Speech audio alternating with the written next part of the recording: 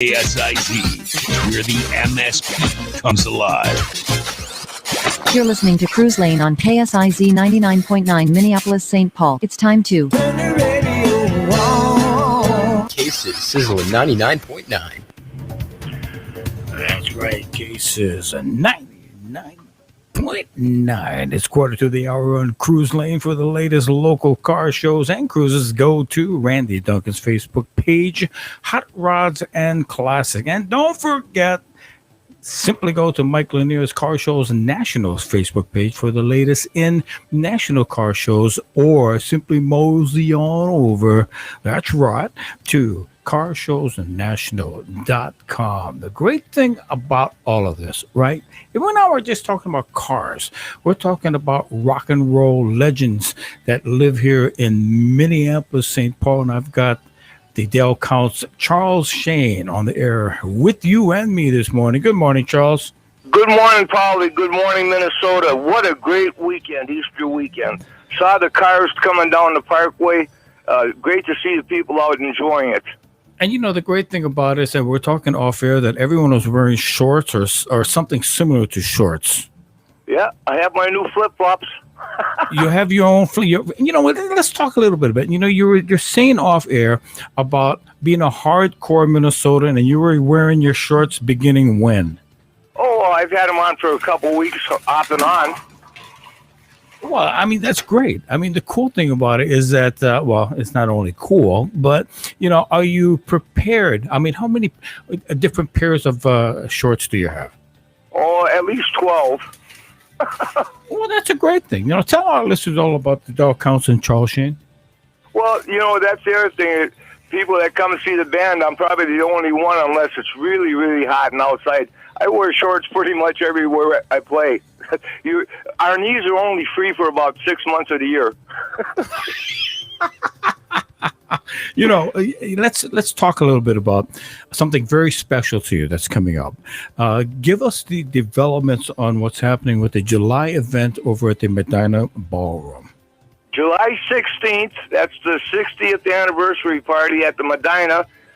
Regardless of what's going on with the pandemic, at least we're going to have, be able to have a good-sized crowd, and there will be dancing, which I'm sure a lot of people want to do again. Dancing is a freedom that, it was taken away from us. I mean, it's hard to believe, but think about that. Just like you were playing Some Kind of Wonderful, I was actually dancing in my chair. It's like to be able to get out on the dance floor and watch those people smiling and having fun and hugging and hopefully hugging again and shaking hands because they haven't seen each other for, probably a year. And you're absolutely right.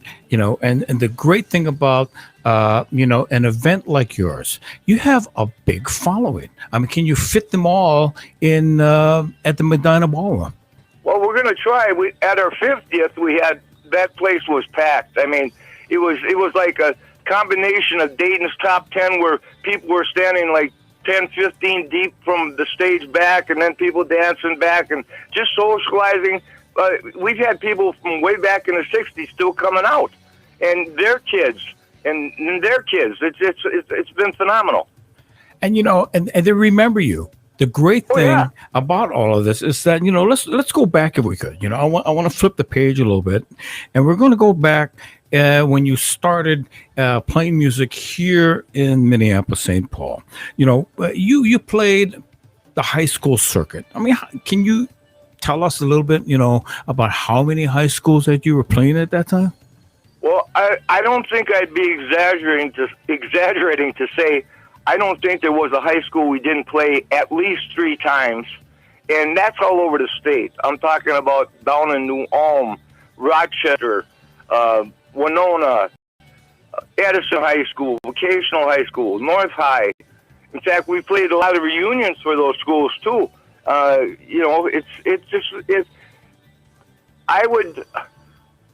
was blessed to be given the gift of music and to be able to entertain and see all the happy people and continue to see a lot of them. A lot of them have passed, but their spouses or their kids come out and they say, geez, my dad really loved your band, and they wouldn't have missed this, they wouldn't miss that. It's great. That's a lot of high schools. Now, we're not just talking about Minneapolis St. Paul. We're talking throughout the state, right? Correct. Yeah. And and back then, when you guys, weren't driving, who was hauling all your equipment for you? Well, we were.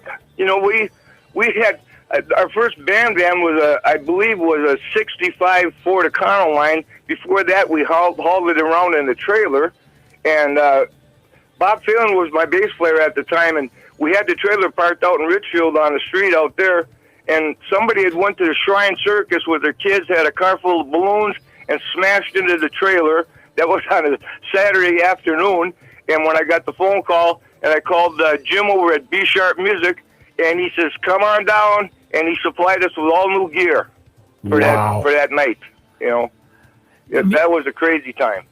But crazy time back then, you can laugh at it now. I mean, you can look at it and say, hey, you know what? I had a blast. Would I want to relive these? Yeah, absolutely. I mean, you were at that age. However, fast forward here, right? So you're all over the state of Minnesota, and you guys got to eat. So you be pulling into your favorite drive-ins, So what drive-ins were there way back when? What was their favorite places? I have to remember the Embers, because the last one closed on Central Avenue this past weekend.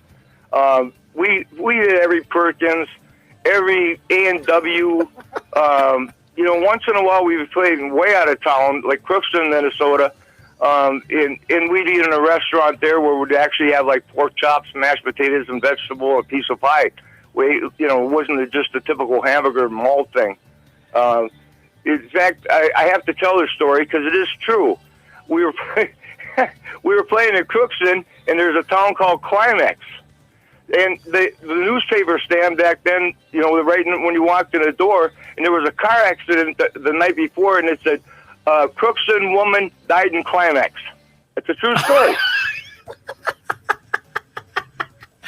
Oh, man, you're in good humor today. So what were the best drive-ins and or restaurants? The best, I mean, top of the top. You couldn't get in because it was so packed. You would have to, park on an off street and walk in. What were the best drive-ins other than Embers? Well, I have to say the A&Ws were good. The A&Ws. The best place I had, when we were at the Cascade 9, there was a place about 2 doors down called James Broiler. And boy, that place was really good. And then there was also the Ideal Diner on Central Avenue. I think it's still there. They had about 10 stools, but they had the best pork tenderloins and chicken there. Yeah, it was, like I say, we try to stay away from the hamburgers. Yeah, and I'm thinking I haven't heard anything about White Castles yet. Oh, boy, I had some guys on bands, they live by them. Yeah. All right. So, and when you went to these, restaurants and or drive-ins, what would you guys order? Well, like I think I said about, I always went for like pork chops, steak, mashed potatoes, and vegetables, more or less the home cooked meals. And back then, we played a lot of one-nighters. I think there was a couple of summers. I think we averaged like 100 miles a day traveling. And we'd get back in the town at 3 in the morning, 4 in the morning. Go to bed, get up, and I was, way back then, I was still living at home with my mom, and she'd make sure I'd eat good. My mom kept me in good food. Let's talk a little bit about equipment. Let's compare the equipment from way back when to now.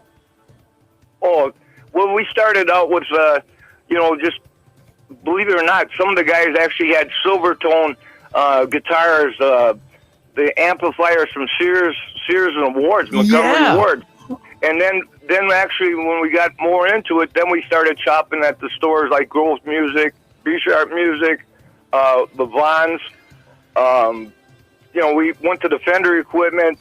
Then when the Beatles came in, went to the Vox. Oh, yeah. Rickenbacker guitars. That was not one of my favorites, though. That Rickenbacker guitar had such a thin neck. It was hard not to hit two strings at the same time. Yeah. Man, and the great thing about a lot of this equipment, they're all coming back now. You're seeing a lot of knockoffs, a lot of copies, but the originals, man, those things are really expensive. From the 50s and 60s. Let's go forward if we could.